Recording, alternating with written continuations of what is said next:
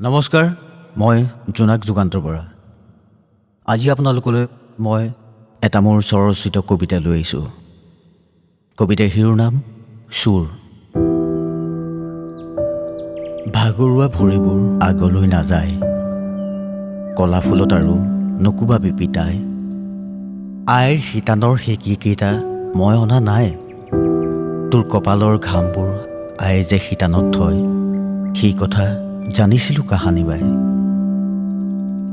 মোক আৰু নকোবাবি পিতাই, তোক কাবও কৰিছোঁ, হাতৰ ৰছীডাল খুলি দে।